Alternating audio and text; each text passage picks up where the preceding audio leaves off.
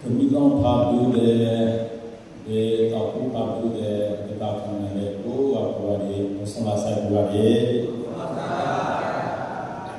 ba philon chiko chimuja no meyo ga chu no ja lo luka buda yo piya chan lok la among lok la no o cha chu lo la ka ni ga alo man piyaသိနိုင်တာတရားတစ်စုပဲရှိတယ်။ကျန်တဲ့ပုဂ္ဂိုလ်အားလုံးကသူ့အပြောသူ့အဆိုသူ့ရဲ့အမြင်သူ့ရဲ့အယူဝါဒမှန်ခြင်းမှန်မဲ့လွဲခြင်းလွဲမယ်။အဲ့ဒါတော့ဦးဇင်းတော်ဒါကြောင့်စိတ်ချရဆုံးမှန်ကန်ဆုံးဖြစ်တဲ့လူများစွာဘုရားရဲ့နိလန်းဝဲဦးဇင်းလက်ခံယူကြည့်ပြီးတော့အခုဆရာတော်တန်ခါတော်များရောये का आलो पे यो कौन सो किया तो ने लो ये जो जाते सुना जब ये से रो अच्छा किंग द्वारा है तो घूम जा बाकी ले सुनो सोनिया वामा सोलो लला वे पे तभी तो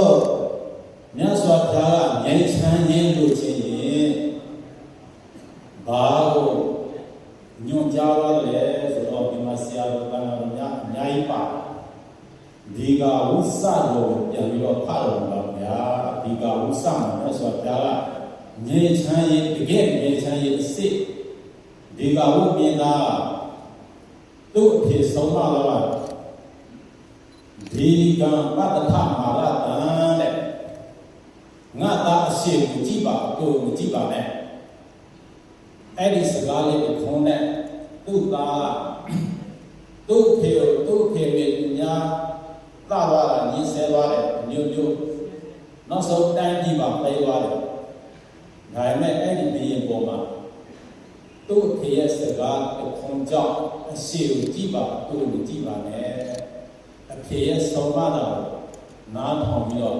သိခံပြီးတော့နောက်တစ်ချက်ဒီကဝိနေတာငြိမ်းချမ်းရေးမကဘူးတိုင်းပြည်မှာအကုန်လုံးပြန်ရပြီးနောက်ဆုံး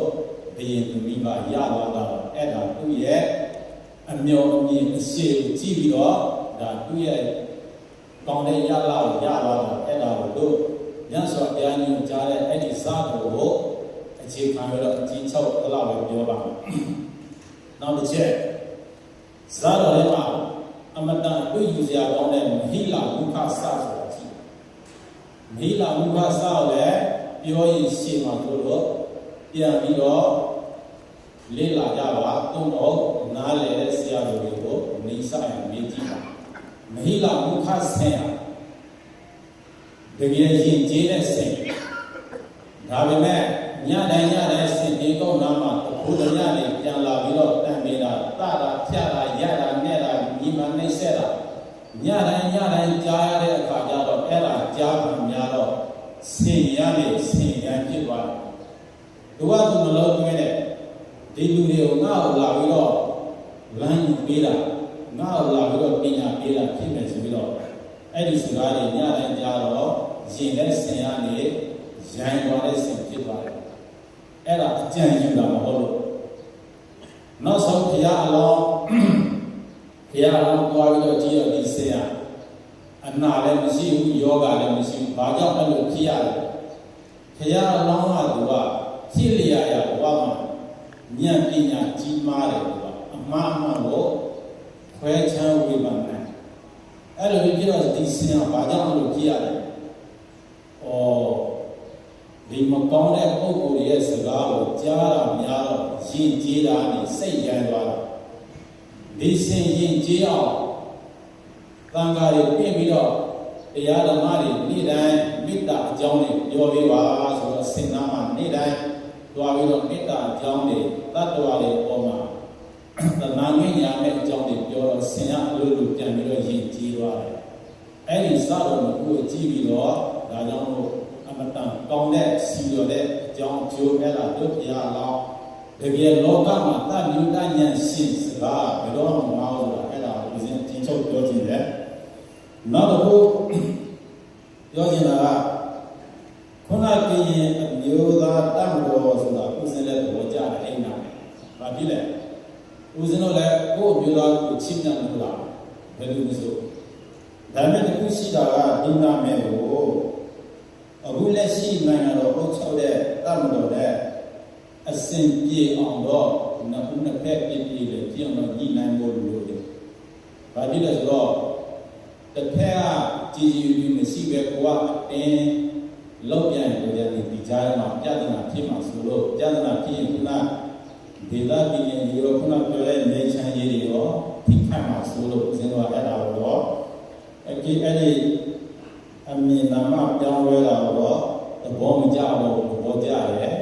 ဒါပေမဲ့အစဉ်ပြေအောင်ပြန်လည်ပြီးတော့ညီနန်းလို့လိုအားရည်လည်းဦးဇင်းတို့လည်းအကောင်းဆုံးပြအောင်ဝယ်ဖို့ကူညီပေးတယ်အဲ့ဒါအဲ့ချက်တော့နောက်တစ်ခုဦးဇင်းတို့အတူယူရမှာကပို့ဒေလာမှာပို့ဒေလာကောင်းဆောင်ဦးအောင်ခန်းထီဆိုတာဘုန်းကြီးတွေတို့ပို့လက်နဲ့ကန်ကောင်းဆောင်မှာဦးအောင်ခန်းထီဦးအောင်ခန်းထီကဘုန်းကြီးတော့ပညာလက်တတ်တယ်အမျိုးကြီးလည်းကြီးမားတယ်သူ့လူမျိုးလည်းအေးချမ်းအောင်ဒီလိုလို့ဦးဆောင်ရမယ်သူ့လူမျိုးရဲ့ဒုက္ခမြောက်ဒီလိုလို့ဒီဦးအောင်ခန်းထီကဦးဇင်းတို့သိရတော့ဘုချုပ်ခင်မျိုးလက်ထက်မှာစီရရှိဒီနောက်ပိုင်းမှာအရင်ဆုံးငြိမ်းချမ်းရေးလာတာဒီကိုယ်အဖွဲ့ကအကုန်လုံးဘာသာရေးနဲ့တူတော့ဗုဒ္ဓဘာသာလည်းယုံကြည်ကိုယ်ခွဲတဲ့ပုဂ္ဂိုလ်တွေဖြစ်တော့ပြောရမယ်ဆိုရင်ဘုလက်ရှိကိုချုပ်ခင်နဲ့အစဉ်ပြေတော့အခုဒီအစဉ်ပြေနောက်ဆုံးပြောရမယ်ဆိုရင်ဒီ2020နောက်မှာဖြစ်ပေါ်လာတဲ့အဲ့ဒီဘက်ကတွေကတမ်းလုံးနဲ့လက်တွဲပြီးတော့သူတို့နေရာဒေသကိုငြိမ်းချမ်းအောင်တမ်းလုံးလက်တွဲပြီးတော့ကာကွယ်သွားတယ်အဲ့ဒါသူ့ဒီဘုကောင်းဦးဇင်းကအဲ့ဒါအကောင်းဆုံးလားတော့ဖျားပြောတဲ့စကားမဟုတ်ဘူးလက်တွေ့ဒါကိုယ်အမြင်နဲ့ကိုယ်တော့တကြည့်တာဒါဦးဇင်းတို့စာပေထဲမှာဖျားဟောတာယသဝနာတရားခုနှစ်ပါးထဲမှာနိတ္တမကာရိဆိုတာဘာပါနိတ္တမကာရိဆိုတဲ့အဓိပ္ပာယ်ဘာပဲလို့သေချာတောက်တာဝေဖန်ပြီးတော့အကျိုးရှိလားမရှိဘူးလားကိုယ်အတွက်ကောင်းလားမကောင်းလားကိုယ်လူမျိုးအတွက်ကိုယ်တန်ပြည်အတွက်ကိုယ်ပြည်နယ်အတွက်သေချာပြန်တောက်တာစဉ်းစားပြီးတော့အကောင်းဆုံးဖြစ်အောင်ဒီလိုကောင်းရင်လက်ခံမကောင်းရင်တော့လက်မခံပါနဲ့အဲ့ဒါနိတ္တမကာရိဆိုတဲ့ပါဠိရဲ့အဓိပ္ပာယ်အဲ့ဒါဘုရားအလိုမျိုးဟောတာဦးဇင်းတို့ကတော့ဘုရားစကားတော်ဦးဇင်းတို့ကအတွေ့မနဲ့အဆန့်ချီညမလွယ်မနဲ့ဦးဇင်းတို့အားလုံးလက်ခံဘာဖြစ်လို့တမ်းမြင်တတ်ဉာဏ်ရှိအဲ့ဒါကိုဦးဇင်းတို့က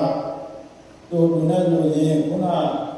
ပြောရမယ်ဆိုတော့ဘုရားများတယ်ပြောတော့ဦးဇင်းခုနပြောတဲ့အချက်တော့နံပါတ်1ဒီကဝုမင်းသားရဲ့နေကိုထောက်လို့ဒီကဝိသားထောက်လို့ပြုယူပြီးတော့ကျင့်တော်ပါအလုံးငြိမ်းချမ်းပါ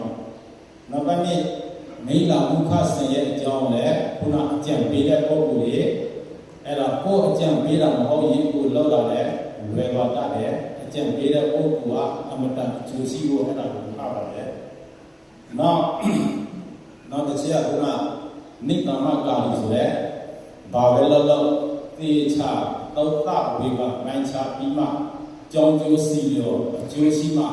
လောက်ရပါလို့အဲ့ဒါဦးဇင်းအဲ့ဒါပြောစီတယ်ခုနဦးဇင်းပြောတဲ့ခုနဒီ